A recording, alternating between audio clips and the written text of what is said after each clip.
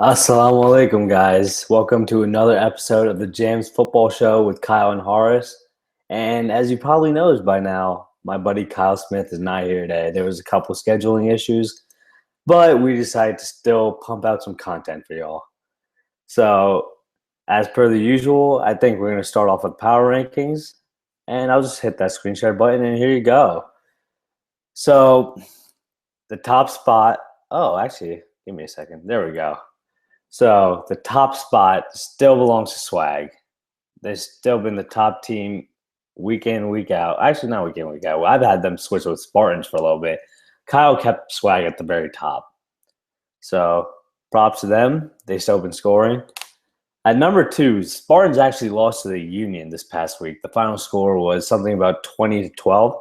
And from my understanding, Mustafa Abbasi made an amazing catch where he elevated and caught the ball at the peak of his jump and just straight up snatched it out the air. So there was that. But I'm still going to keep the Spartans ahead of the Union. That line is physical. The Union are good. They win through their organization and their teamwork. But I just think that Spartans' line play is it probably is the best in the league. So I touched on the Union a bit. I just want to talk about the Knights real quick. I want to say edged out, but I don't know what really happened in that game. But they won 13-7, which wasn't too far from my own prediction of 12-6. I mean, the Knights are a good team, but as we get closer and closer to playoffs, I did note one thing. Just bear with me for a second. Let me just open up another tab. So here we have the Knights. So one of the things we repetitively bring up is that there is a 4-team top tier in this league, and that consists of the Spartans, Swag, Union, and the Knights. I'm not listing that in any order, but those are the top 4 teams in the league. Of those 4, the Knights, or of the other 3, the Knights have only played Swag, and they lost 0-8. Which is pretty respectable, seeing as Swag's one of the top scoring teams in the league. They have yet to play the Union or the Spartans. So I think these next 2 weeks will be pretty telling about how good they are as a team. They've beaten everyone else in the tier below them, and their defense has always looked legit. But can they keep up with the Union? Or can they be as physical as the Spartans? I mean, it's going to be a good test. It's going to definitely show a lot heading into the playoffs. And as you all know, these are the last 2 weeks of the season. So we have that. And I just want to point out one final thing with Swag. They beat the Union right here, 18-6. They lost to the Spartans 8-14. And they beat the Knights 8-0. So they've been pretty dominant throughout the board. That one loss was against, at the time, might have been the top team in the league or the second best team in the league. Either way, they kept it close. They still put up points. They just lost by a touchdown. I found that a little bit interesting, just comparing Swag with the Knights. But back to the power rankings. I mean, out of this, I think Dime City has pretty much locked up that 5th spot this entire year. I don't really remember moving them in or out. Maybe in the beginning of the season when I think they started 0-2. So they've been about the same. They've been I'm not sure if they've been consistent, but they've been up and down for sure. Looking back into it, I'm sorry. So at number 6, I had to bring it back, but Boone Nexus and Bounty Hunters, they've been locked up at number 6. They lived up to my prediction. We actually get to play them this week, so we have a big test ahead of us. These 4 teams right here, Boone, Hurricanes, Code Red, and Gladiators, we're looking for these only 3 of these teams will make the playoffs, and it's a pretty tight race, to be honest. I think Boone and Code Red currently have 3 wins. I might be wrong on that. Actually, I'll just check that right now. So yes, Boone and Code Red actually do have 3 wins. They have a positive point differential. I find this a little weird, actually, right here. Dime City with a negative 5-point differential. I mean, they could always fix that within one game. But just something to note that they might have the lowest differential if either Boone or Code Red win this week. So we're looking at this. We're looking at how Hurricanes and the Gladiators both are tied, have 2 wins and a tie. But we as the Gladiators have a negative point differential. As if the standings, if everything stayed the same going into the postseason, we would actually be out of of the playoffs just due to point differential. So we're going to see a couple spots possibly decided by point differential, and that's pretty interesting. Going back to this, so I don't mean to make our team, the Gladiators, seem most important, but we ultimately decide our own fate, since we play both Boone and Hurricanes to close out the season. Both teams are looking for a playoff spot, and we're going to be battling them. This decides it, to be in my eyes. I mean, I don't know who Code Red play. Here, let me just click on them real quick. Okay, Code Red end out with Hurricanes, so there will be some scoreboard watching this weekend, but they end with Dime City. Dime City is basically already in. I believe we said 4 was a magic number. They've gotten their 4th win.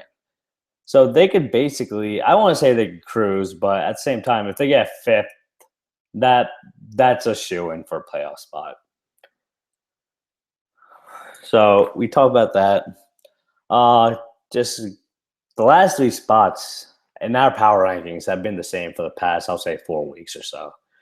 Gladiators at 9, VS at 10, GPAC at 11. GPAC, I don't even know if they really exist anymore. They're 0-8. They've given up 266 points. Have only scored 2 touchdowns. Do they even bother showing up? Going through this, they gave up another 38 points to Code Red. Code Red hasn't scored that much this year, I believe. I believe they're looking back at it. Okay, so Code Red has basically gained half their points this season through this game. I might be overestimating, but still. Code Red, their defense has been good. I think it's a top 5 defense, just looking at it real quick. But Code Red has had struggle scoring this season. That's what I'm trying to get at. And GPAC still let them romp all over them. Is this not a good look, GPAC? What are you guys doing, man? Do you guys even show up with 10? I'm not trying to bash you guys, but something's got to give, right? Now I'm just clicking through tabs. But, okay, so we'll move on to the weekly pick'em. I'm going to do this right off the top of my head. So we start off with Boone Gladiators. Obviously, I'm not going to pick that. That's my own team. I'm never going to bet against my own team. The second game of the weekend, Saturday, 9:45. And one thing to note, there are no Friday games this week. But Saturday, 9:45, Code Red Hurricanes. As I've said this before, this game does have playoff implications. Code Red does have more leeway with that 1 win in their pocket, and I don't want to say this is a must-win game for the Hurricanes, but it definitely doesn't harm them. We have 3 games this week on Sunday. So we'll start off Knights versus Union. This is actually a great matchup. I mean, you have one of the top defenses going against one of the most organized offenses. And, I mean, it doesn't do much besides shuffle the top 4 seeds around. But it's just probably going to be a fun game. Both teams are looking to win. I mean, who doesn't in this league? There's only 10 games played. Each win is important. The Spartans have a relatively easier week as they go up against VS. I mean, you never know when VS will pull the upside. They do have a decent offense now. They picked up some bigger guys. They can make some waves, but I'm sorry. Actually, I haven't been picking up scores. So I'll say Code Red Hurricanes really quick. I'm actually going to pick that in a tie, 13-13. I can't really differentiate the two. They're both, I don't think either team is that great, but at the same time, I'll stick with that. Knights Union. So the main question is, are the Knights legit or not?